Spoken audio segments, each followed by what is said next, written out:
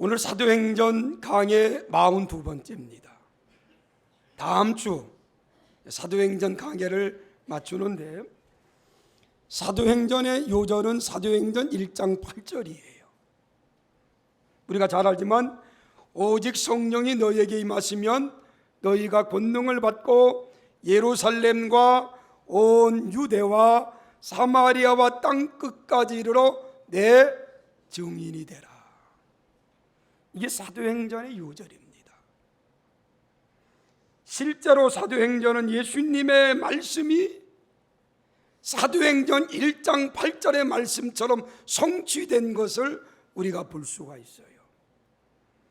1장 1절로 8장 3절까지는 예루살렘 전도입니다. 그리고 8장 4절부터 12장 24절까지는 유대와 사마리아 전도고요. 마지막 12장 25절로 오늘 28장 32절까지는 땅 끝까지 복음이 어떻게 전해졌는가를 기록해 놓은 것이 사도행전입니다. 13장 이후에 보면 사도 바울이 3번에 걸쳐서 전도 여행을 합니다. 전도 여행하면서 바울의 간절한 소원과 꿈이 하나 있는데, 그 꿈이 무엇인가 하면 바울은 로마에 가서 복음 증거하는 것이 바울의 꿈이었습니다. 당시 로마는 세계 중심의 도시가 로마입니다. 바울은 다메섹에서 예수를 만나고 변화받은 후에 수많은 사람들에게 복음을 전합니다. 그러면서 바울 가슴 속에 늘 가지고 있었던 꿈은 나는 로마에 가서 복음을 전해야 되겠다. 이런 꿈을 가지고 바울은 사역했다는 거예요. 그러한 바울의 꿈이 드디어 이루어집니다. 바울이 로마에 도착했지만은 바울은 평범한 일반인으로 로마에 도착한 것이 아니라 죄수의 몸으로 로마에 갑니다. 또 로마에 간 바울은 인생의 황혼기였습니다. 나이도 이젠 들었지만은 바울에게는 육체의 가시인 병마가 있었어요. 그리고 로마에 가기까지 얼마나 많은 어려움을 겪었는지 모릅니다. 마지막까지 태풍을 만나서 죽을 고비를 넘기고 바울이 로마에 도착하잖아요. 로마에 도착한 바울은 건강과 정신은 최악의 상태였습니다. 자유로운 신분도 아닙니다. 죄수의 몸으로 로마에 끌려갔습니다. 그런데 다행히 로마에 간 바울은 오늘 본문 16절에 보니까 감옥이 아닌 일반 가옥에 감금됩니다. 그리고 군인 한 사람이 그 바울을 지키는 거예요. 일종의 우리나라로 말하면 가택연금입니다. 옛날에 정치하시던 김대중 씨나 김영삼 씨 가택연금 당했잖아요. 그렇게 감옥에 가지 않고 집 안에서만 연금 당하는 거예요. 지금 직전 대통령 이명박 씨가 가택연금 당했잖아요. 그런 식입니다. 바울은 비교적 자유롭게 가택에 있으면서 바울은 마지막으로 로마에서 하나님의 복음을 증거한 것이 바로 오늘 본문의 말씀입니다. 23절 한번 봅시다. 23절 시작. 그들이 날짜를 정하고 그가 유숙하는 집에 많이 오니 바울이 아침부터 저녁까지 강론하여 하나님의 나라를 증언하고 모세의 율법과 선지자의 말을 가지고 예수에 대하여 권하더라 그랬어요. 바울은 가택연금돼서 아침부터 저녁까지 하나님의 복음을 전했다 그랬어요. 바울은 로마에 가서 로마에서 하나님의 말씀을 증거하는 겁니다. 그런데 너무나 시간이 아까운 거예요. 아침부터 저녁까지. 로마는 당시 로마 제국의 수도입니다. 로마 제국은 당시에 지상의 왕국을 대표하리만큼 최대 강국이 로마였습니다. 그러므로 그 당시에 로마의 시민권을 가지고 있는 것이 얼마나 큰 특권인 줄 모릅니다. 로마의 영광과 특권은 오늘 본문의 로마인이라는 말을 통해서 우리가 알 수가 있어요. 18절 한번 봅시다. 18절 시작.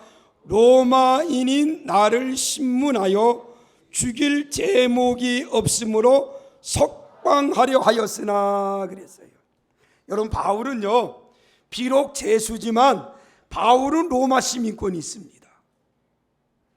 그 당시에 로마 시민권은 대단한 거예요. 지금으로 말하면 미국의 시민권과 같은 거예요. 지금 많은 사람들이 미국 시민권 갖기를 원합니다. 미국 시민권을 가지려고 자녀 출산을 미국에서 하려고 원정까지 가서 출산하는 사람도 없지 않아 있습니다. 그런 로마의 시민권이 당시는 대단한데, 그런 로마가 그 당시 반기독교 세력의 심장부가 로마였습니다.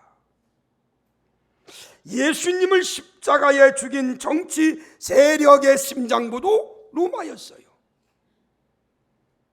그런 로마가 서기 64년에 그리스도인에 대한 악독한 박해가 일어나는데, 그 악독한 박해를 일으켰던 사람이 네로 황제입니다. 이러한 로마는 구역의 관점에서 보면 아수르의 수도 니느웨와 같은 그러한 악독한 곳이 로마였어요. 그래서 당시 로마는 악의 축이라고 할 만큼 악한 도시가 로마입니다. 그 로마의 바울이 주 예수의 몸으로 갑니다. 주 예수의 몸으로 가는데, 바울이 당신이 스스로 로마에 간 것은 결코 아니에요. 당신은 마음속에 로마에 가고 싶은 마음은 있었지만은 바울을 로마로 보낸 사람은 누굽니까? 하나님입니다. 로마에 바울을 보내심은 하나님인데, 사도 바울이 로마에 간 이유를 로마서 1장 1절에 그렇게 기록했습니다. 한 장 넘기면 로마서가 나와요. 1장 1절 한번 봅시다. 시작. 예수 그리스도의 종 바울은 사도로 부르심을 받아 하나님의 복음을 위하여 택정함을 입었다. 여러분, 바울은 원래 예수를 믿지 않는 사람이었어요. 아니, 예수 믿는 사람을 잡아다 옥에 가두는 그러한 끔찍한 사람이었습니다. 그런데 이런 바울이 예수님을 믿지 않다가 어느 날 예수님을 만납니다. 그리고 예수님과의 대화 속에 예수님이 뭐라고 말합니까? 나는 내가 박해하는 예수다 그래요. 그 예수를 만나고 바울이 회개합니다. 회개한 바울은 오늘 로마서 1장 1절에 보니까 그리스도의 사자로 택함을 받았다 그랬어요. 택함 받은 것은 하나님의 복음을 증거하기 위하여. 왜 하나님이 바울을 로마에 보냈습니까? 바울에게 하나님의 복음을 증거하라고. 그 전에 27장 한번 봅시다. 사도행전 27장 24절 다 같이 시작. 바울아, 두려워하지 말라. 내가 가이사 앞에 서야 하겠고 또 하나님께서 너와 함께 행해주는 자를 다 내게 주셨느니라. 무슨 말인가 하면 바울이 지금 재판받고 있어요. 그런데 하나님께서 바울에게 오셔서 바울을 권면합니다. 위로합니다. 바울아, 두려워하지 말라. 내가 너와 함께 한다. 그러면서 내가 너를 누구에게 보이리라? 가이사에게 보이리라. 가이사는 로마의 재판관입니다. 다시 말하면 내가 재판받으러 가이사에게 갈 것이다, 로마에 갈 것이다, 그 말이지요. 그러니 너는 두려워하지 말고 로마에 가서 가이사 앞에서도 복음을 담대히 전하라, 그 말이에요. 다시 말합니다. 바울이 로마에 간 것은 누가 보냈다고요? 하나님이 보냈다는 거예요. 뭐 하려고? 복음 증거하라고. 하나님이 보냈다는 거예요. 제가 이번에 키르기스탄 가는데 저희 선배 목사님이 저에게 문자가 왔어요. 김 목사님, 키르기스탄에 가는데 거기는 무슬림 국가인데 몸조심하라고. 그리고 한 사람만 전도해도 오면은 내가 밥 사주겠다고. 그런데 거기서는 외국 사람은 그 나라 사람에게 전도하면 큰일 나요. 신고하면 잡혀가요. 잡혀가면 추방당하든지 아니면은 감옥에 가겠지요. 선교사님들도 그 자국민에게 전도 못합니다. 다른 사람을 통해서, 다른 사역을 통해서 전도하는 거예요. 우리나라 NGO 단체가 많아요. 여러 NGO 단체들이 있습니다. 저는 기아대책을 제가 좋아하는 것은, 기아대책은 NGO입니다. 가난한 사람들을 도와주는 그러한 NGO예요. 그런데 여기는 떡과 복음입니다. 떡만 주는 게 아니에요. 다른 단체처럼 떡만 주고 돈은 주는 게 아니라 거기는 복음이 꼭 들어갑니다. 제가 목요일 날 아침에 그쪽에 지도자들 50명을 불러놓고 제가 오전에 강의를 했습니다. 강의할 때 그래요. 거기는 직접적으로 복음을 전할 수가 없어요. 예수 믿으십시오. 그렇게 하면은 그 중에 한 사람이 또 기분 나빠서 신고하면 추방당합니다. 아니면 잡혀가지요. 그런데 거기는 떡과 복음이기 때문에 복음을 증거할 수 있는 길은 나를 간증하면서 내가 예수를 만났고 그 내가 만난 예수가 나를 이렇게 축복해 주었다, 그렇게 전하면 괜찮아요. 내 간증이니까. 그래 직접적으로 예수 믿으십시오 그러면은 안 됩니다. 저한테 1시간을 강의를 주는데 제가 강의를 예수 이름을 한 번도 안 넣었어요. 그리고 다 강의하고 결론적으로 우리가 이렇게 잘 살게 된 것은 우리나라도 1970년도 60년도에 가난했잖아요. 외국에 원조받았잖아요. 그런 나라였습니다. 그런데 하나님께서 우리나라를 축복해 주셔서 지금은 얼마나 잘 사는 나라가 되었는지 몰라요. 제가 그걸 간증했어요. 마지막 결론적으로 우리나라도 여러분 나라처럼 가난한 나라였습니다. 그런데 우리나라가 예수를 믿고 복음이 들어왔고 지역마다 교회를 세우면서 우리나라가 이렇게 잘 사는 나라가 되었습니다. 강의를 끝나고 났는데요, 그 선교사님이 학생들이 얼마나 많은 은혜를 받았는지 모른다고, 은혜 받았다고 그래요. 바울이 로마에 간 것은 어떤 자신의 이권을 위해서 간 게 아니에요. 하나님께서 바울을 로마로 보냈다는 거예요. 그런데 하나님이 바울을 그저 평범한 시민으로 평범한 몸으로 보낸 것이 아니라 바울을 어떤 몸으로 보냅니까? 죄수의 몸으로 보내요. 아니 평민으로 보냈다면 더 좋았을 텐데 하나님은 바울을 죄수의 몸으로 보냅니다. 거기도 하나님의 뜻이 있어요. 하나 평범한 몸으로 로마에 가서 복음을 전한다면 가이사가 바울을 만났겠습니까? 안 만나지요. 그런데 죄수의 몸으로 가니까 가이사가 바울을 재판하려고 바울을 만나는 거예요. 그리고 바울을 재판하다 보니까 바울의 죄가 있어요, 없어요? 없어요. 그러니까 감옥에 갇히지 않고 바울을 어디다가 감금시킵니까? 집에 감금시키는 거예요. 집에 감금시키니까 자유스럽게 사람들을 만날 수가 있어요. 사람들을 만나면서 아침부터 저녁까지 바울이 뭐합니까? 복음을 전했다 그 말이에요.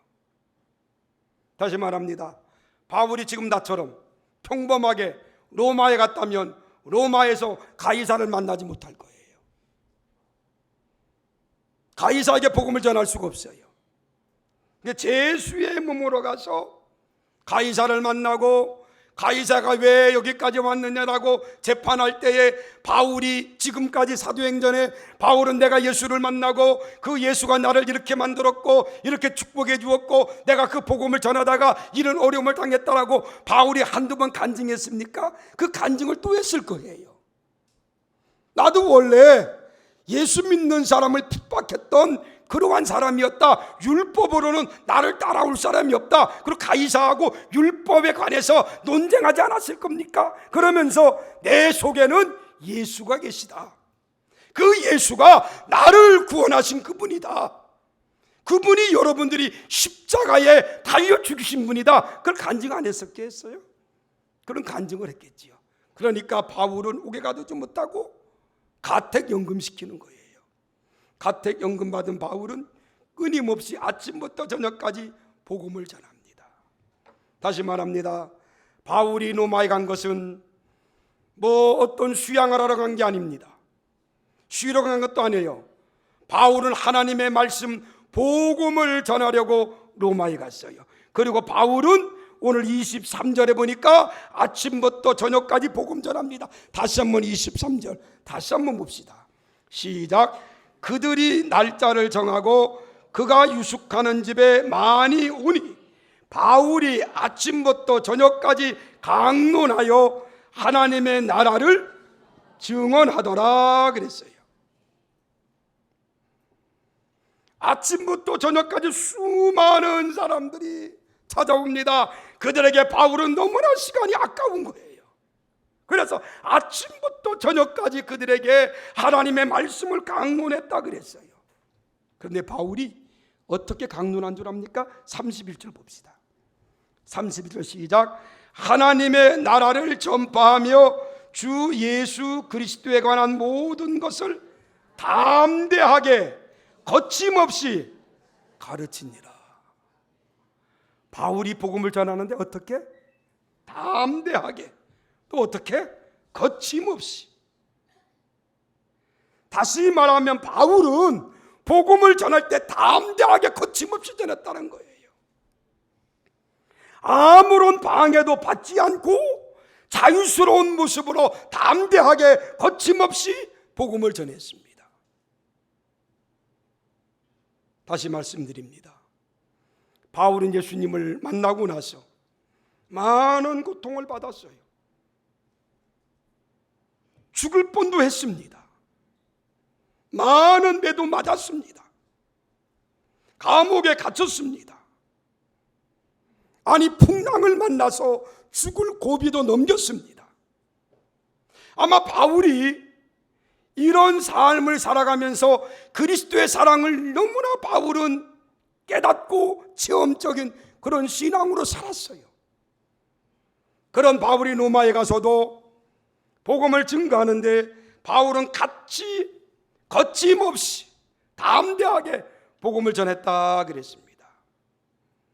사랑하는 성도 여러분, 왜 바울이 이렇게 거침없이 복음을 전합니까? 담대하게 복음을 전합니까? 그 속에 살아계신 주님이 계시기 때문에, 그 주님을 만났기 때문에. 전도는 어떤 특정 사람만 하는 것이 아닙니다. 그 속에 살아계신 하나님을 만난 사람은 전도하지 말아게도 전도합니다. 나를 변화시킨 예수, 나를 새롭게 만들어주신 예수, 그 예수를 전하면 사람들이 변화받아요. 제가 이번에 키르기스탄 가서 간증하면서 옛날에 제가 자랄 때 저의 가정 얘기를 했습니다. 저희 아버님도 술을 좋아했습니다. 술을 많이 먹었습니다. 저는 그래서 어릴 때 저희 아버님을 싫어했습니다. 왜요? 저희 아버님만 술을 드시면 저희 어머님하고 싸웁니다. 저희 아버님 어머님 싸우는 그냥 요즘 젊은 애 싸움처럼 말싸움이 아니에요. 우리 아버님 어머님은 육박전입니다. 치고받고 싸워요. 저는 그게 싫었습니다. 그래서 술 먹는 게 싫었어요. 우리 아버님. 구소련이 독립해 주면서 세 가지를 주었다고 그래요. 첫째는 마약, 아편을 주었답니다. 두 번째는 술, 세 번째는 여자를 성을 주었다고 그래요. 그래서 구소련이 독립된 나라들이 술로 많은 나라들이 지금 망하고 있다고 그래요. 이 나라도 마찬가지입니다. 많은 사람들이 술 때문에 어려움을 당하는데 제가 간증을 하면서 저희 아버님도 술을 많이 드셨습니다. 그리고 저희 아버님도 술만 드시면은 술주정을 하시면서 어머니하고 싸웠습니다. 그런데 저희 집이 제가 먼저 예수를 믿고 다 예수 믿고 구원받았습니다. 저희 아버님 술 끊고 예수 믿고 믿음 생활하시다가 하늘나라 가셨습니다. 그런 간증을 했어요. 그랬더니 그 앉아있는 스태프들이 다 나와 같은 그러한 삶을 살아가고 있는 사람들인 것 같아요. 끝나고 났는데 돌아올 때 선교사님이 저한테 그런 얘기를 하더라고요. 자기 스택 가운데 한 자매가 있는데 37살 먹었는데 아직 시집을 안 갔답니다. 그가 시집 안 간 이유 중에 하나가 아버지 때문에. 아버지가 알코올 중독자래요. 시골에 가면 아버지가 알코올 중독자이기 때문에 시골에 내려가면 수많은 사람들이 자기 아버지 때문에 그 집안을 비웃는다는 거예요. 그 시골도 잘 가지 않고, 그리고 자기가 37 먹을 때까지 시집을 안 갔노라고. 근데 이번에 목사님 강의를 들으면서 자기가 많은 것을 깨달았다라고. 그렇게 선교사님한테 와서 간증을 하더랍니다. 여러분, 복음은 내 속에 계신 하나님, 그분이 나와 함께 하심을 믿고 깨닫는 자는 누구든지 어떤 신분과 관계없이 복음을 증거해야 된다는 것을 믿으시기 바랍니다. 저와 여러분들 하나님의 복음을 땅끝까지 전하는 하나님의 귀한 일꾼들이 다 되기를 주의 이름으로 간절히 축원합니다. 기도하겠습니다.